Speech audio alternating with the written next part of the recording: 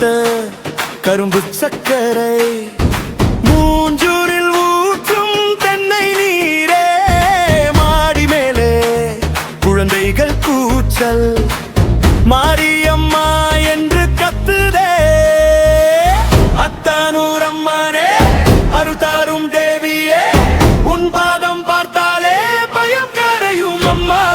தேர் மீது நீ அமர்ந்து வீதி உலா வருகையிலே, ஊரே பரவசமாய் உன்னடி பணிகிறதே.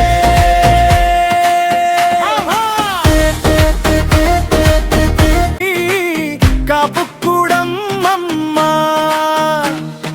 காட்டிலும் கல்லிலும் கூட உன் பேர் சொன்னாலே வழி திறக்கும்.